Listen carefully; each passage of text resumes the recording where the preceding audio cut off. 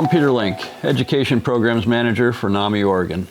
NAMI program started with a conversation around a kitchen table in 1979 among parents who couldn't find good support for their adult children living with schizophrenia.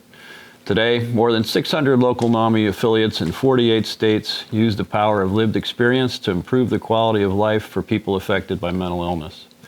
In NAMI programs, you won't find mental health professionals, but rather volunteers trained to use their personal experience recovering from mental illness or supporting a loved one through recovery who are dedicated to helping make that journey easier for others. Our programs include courses, support groups, and public presentations. Peer-to-Peer is a course for individuals living with mental illness focused on maintaining recovery, strengthening relationships, and expanding support networks. Family to Family is a course that helps people better understand their loved one's mental health condition, be aware of treatment options, and improve their communication skills. Basics, Homefront, and Family and Friends are all spin-offs of Family to Family.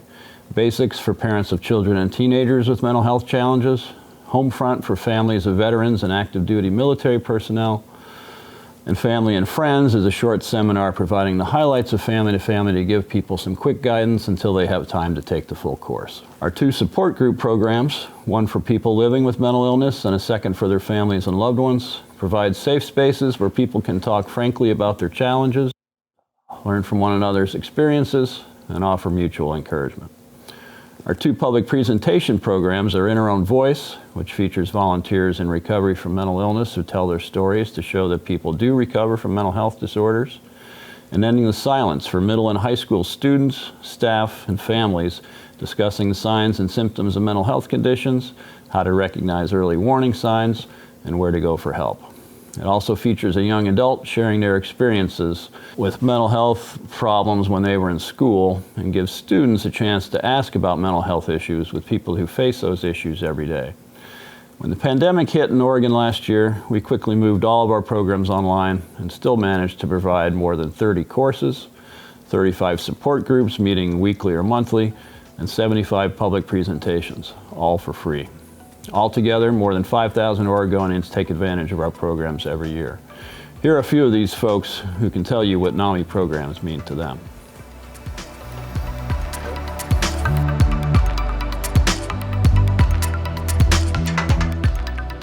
My brother Phil, who's 2 years younger than me, was having a really rough time. He had two periods of crises where he was manic within an 18-month time, and was hospitalized, really both times. And I'm not sure where in that period. I think it was after the second break, and I was really being a good family member by putting all of the responsibility on my brother to change and to fix things.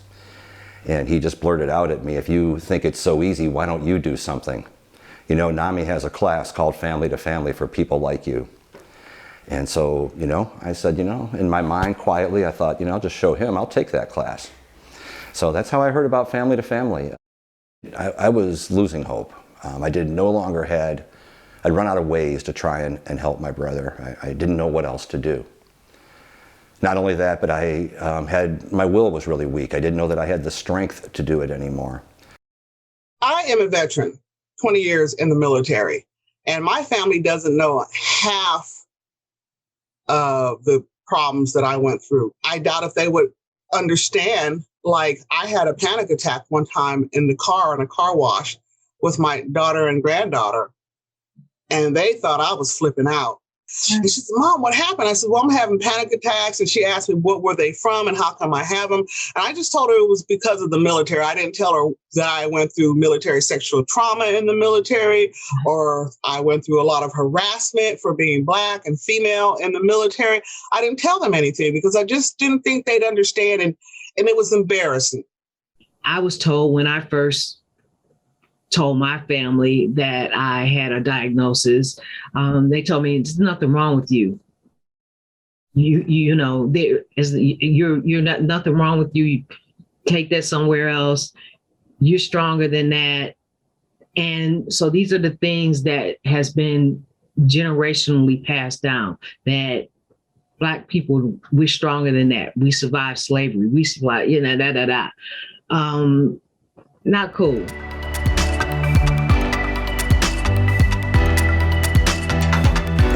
There's something about the hard-earned, lived experience that really speaks to each of us, more so than maybe some clinical description or definition. And that's what the Family to Family did for me. And in so doing, it helped to bolster my will. It helped me to recognize that I may think that I'm out of gas, but boy, there's a lot of people around here that may feel the same way, but they're continuing.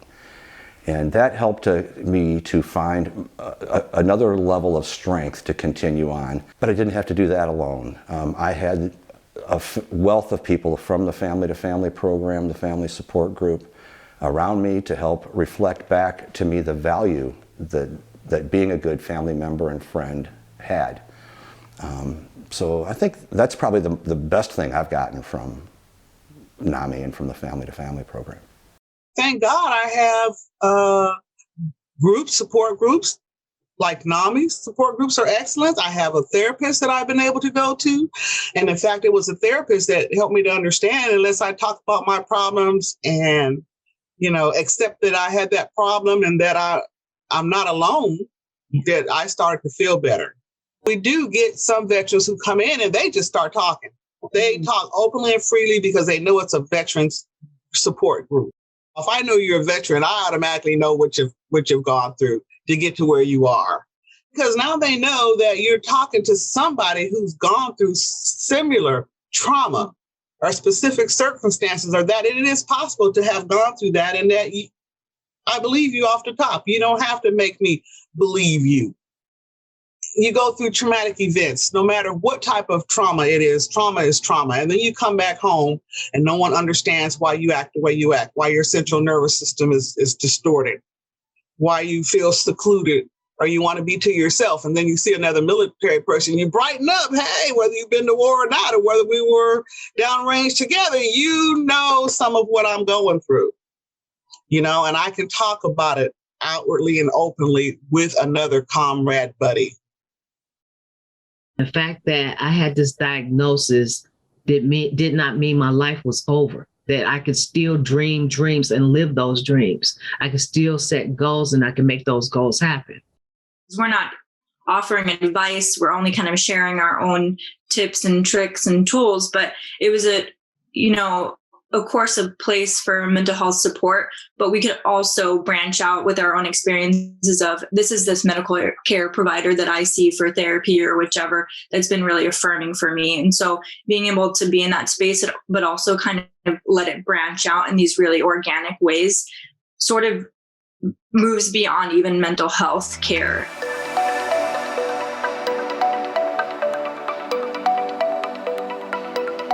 We brought up the fact that when we do these trainings, that we didn't get a lot of participation from Black people. They were not coming to the trainings.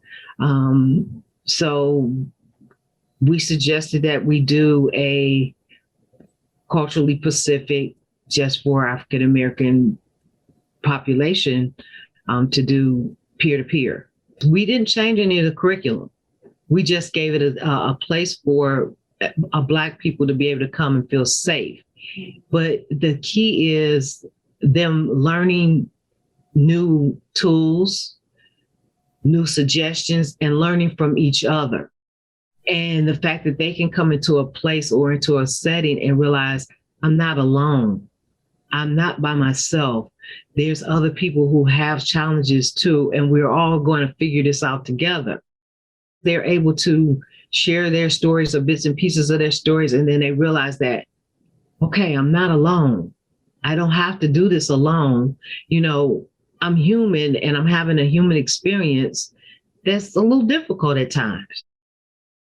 I think creating a warm and welcoming environment can be really validating. I know that the LGBTQ community often does face health disparities in terms of mental health care and support. So just opening a space that's safe for folks to kind of meet each other where they're at and speak openly about their experiences can kind of help bridge those gaps in support. NAMI is like a terrific community, and we're all just kind of here with shared perspectives and experiences. So being able to come together as a collective and really support each other is really important.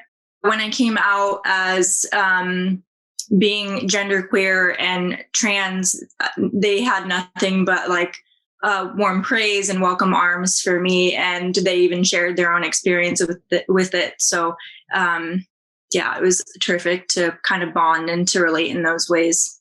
As someone who grew up in an environment where we didn't really talk about mental health, we didn't talk about the queer community, being able to have a space where we could kind of meet each other at that intersection and be really supportive and open and vulnerable is great. And I think that we all should have that space. And it's really beautiful to see it kind of expand in more counties and more regions within Oregon. So yeah, I'm just really excited and really inspired.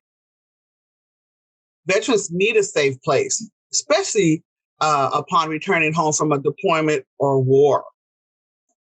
Veterans feel more comfortable around other veterans when they're talking in general about anything, and especially about a mental health disorder, because, it was a taboo. Talking is therapeutic. And you have somebody to talk to who won't judge you, who are not judging you, who won't talk down to you or make you feel bad about your experience, because what we think is bad and awful that we've gone through, somebody else has went through something that we may consider even worse than what we went through.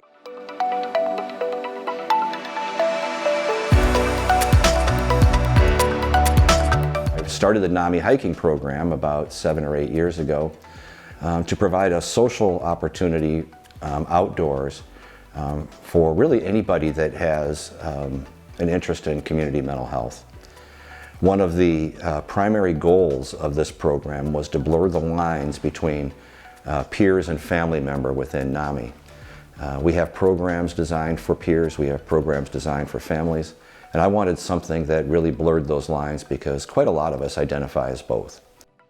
If I can just reach one person and they reach one person, we can maybe save a whole lot more young people's lives. And if I can save, like I say, one life and change this community, that's why I volunteer.